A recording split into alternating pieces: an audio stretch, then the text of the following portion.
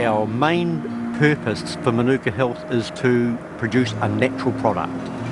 And you can see today where we've got massive Manuka, it's concentrated, there's nothing else here, and that is what we aim to do. I am the General Manager for their beekeeping arm in the Wairarapa. My background in beekeeping, it is 37 years, and it feels like it's about 2. I actually love it. It's a passion.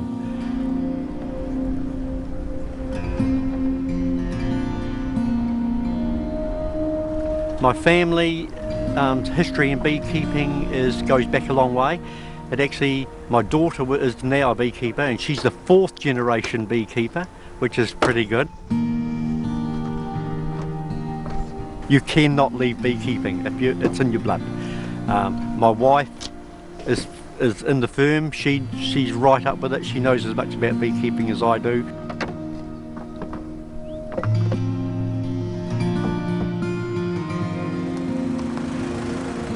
The thing that a lot of people are very interested in is the fact that we actually produce Manuka honey out here where it is isolated, and not in areas where there are pockets of Manuka and other pockets of clover or other alternative floral sources. We produce 100% Manuka.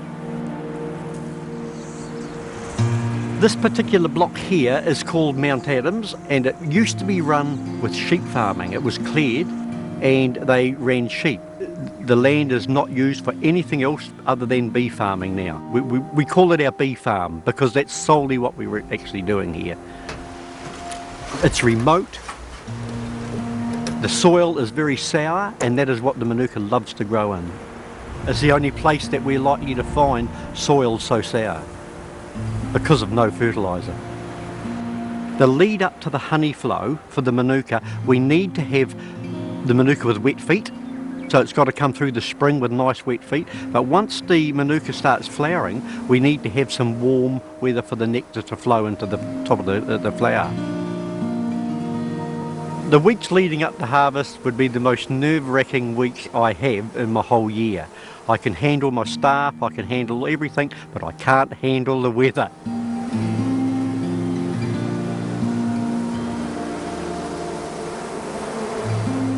We spend that whole year preparing for this little period of time, and if that doesn't pan out too well, we're not very happy chappies.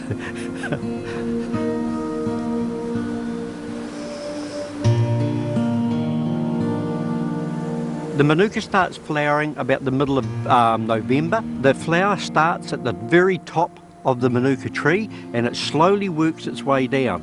So you can see on here, once the flower opens and the nectar flows and the nectar sits into the very tip of the flower, the bees come along, suck that out, take that into their little honey sac, take that back to their hives. As soon as that flower drops off because it's had it, what will happen is the Manuka flower, you can see here, all the little buds will continue opening, going down the Manuka tree for the next 6 weeks. Then it leaves a seed pod to drop, which actually creates a lot more regrowth for us here in the bush. That's why we're so thick. The regrowth over here over the years has just been fantastic.